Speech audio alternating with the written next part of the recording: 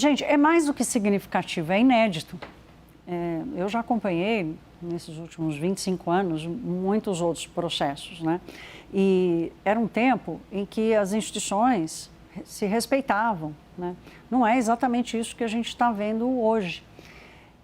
A gente vai fazer o seguinte agora, sobre essa operação da Polícia Federal, uma cobertura muito boa do nosso Theo Cury, nosso analista lá de Brasília.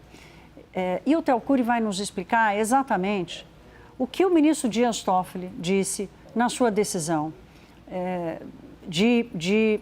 para fazer essa operação. E nessa decisão é que ele acusa a Polícia Federal de ter descumprido o prazo que ele determinou e avisa, olha, se a operação der errado, a culpa vai ser da Polícia Federal. Então, uma ação também inesperada, mais uma vez, do ministro Dias Toffoli, e assim como disse a Thaisa Medeiros agora há pouco, a determinação também de que tudo que foi apreendido nesses 42 mandados de busca e apreensão fique lacrado lá no Supremo Tribunal Federal. Então, vamos ouvir a explicação do Theo Cury sobre esse posicionamento do Dias Toffoli, que é uma apuração dele, inclusive, desde cedo, e daqui a pouquinho eu volto com mais repercussões.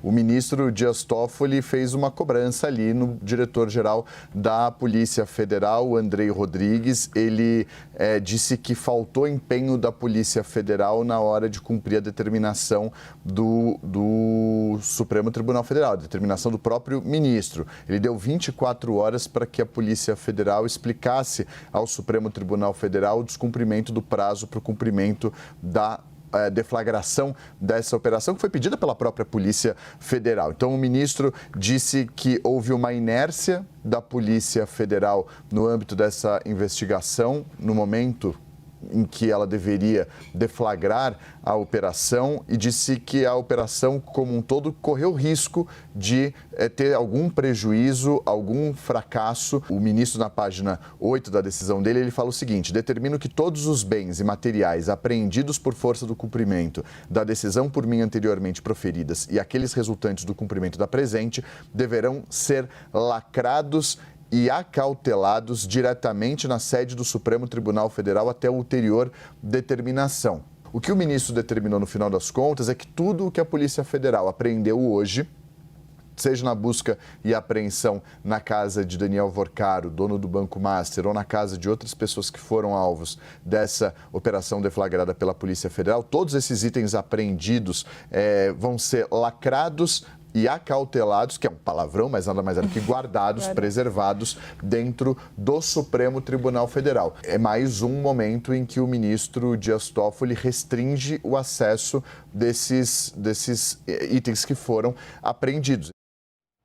Olha, tem uma apuração do Theo Cury que também acaba de chegar, em que ele disse o seguinte: o ministro Dias Toffoli ele mandou, na verdade, que a Polícia Federal mantenha tudo que for aparelho eletrônico que tenha sido apreendido hoje, até que esse material chegue ao STF, tem que estar carregado o tempo todo e sem acesso à internet, ou seja, corta o Wi-Fi. O ministro não quer que ninguém acesse o que está lá e nem que fique exposto a qualquer rede aberta. Pois bem, sobre a atuação do ministro Dias Toffoli, conversei com vários juristas hoje para entender, gente, qual é a legalidade, afinal de contas, dessa decisão. Começo falando sobre a decisão do lacre do material. Conversei com alguns juristas, vou trazer aqui a posição de dois deles, bem conhecidos já de todos.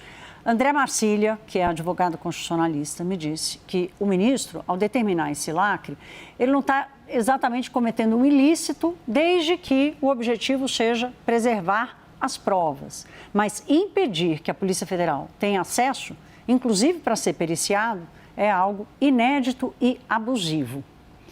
Aqui, gente, um equívoco que a gente está vendo muitas vezes no STF, o ministro assumindo a função de investigador. Nós já vimos outras vezes, neste mesmo caso do Master, sob a tutela e a relatoria de Dias Toffoli, ele negar pedido, inclusive, da Procuradoria-Geral da República, porque é o destinatário da investigação, né, de crimes no Brasil, como diz a lei.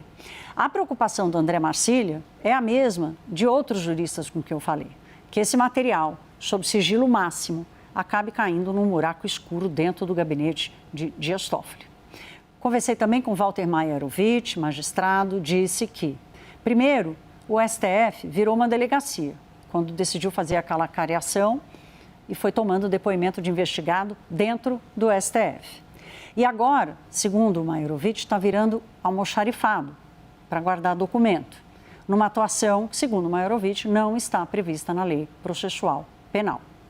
Agora eu vou falar sobre o prazo de 24 horas que o Dias Toffoli deu para a Polícia Federal fazer essa operação e que foi considerada pelo ministro sem empenho, né? A gente ouviu o Telcuro dizer, que ele diz que a Polícia Federal descumpriu o seu prazo. O que o Marcília me disse, vou abrir aspas aqui, uma operação da Polícia Federal deste tamanho não é uma gincana, é uma corrida contra o tempo. O prazo curto pode ser uma armadilha para uma possível anulação futura da operação toda.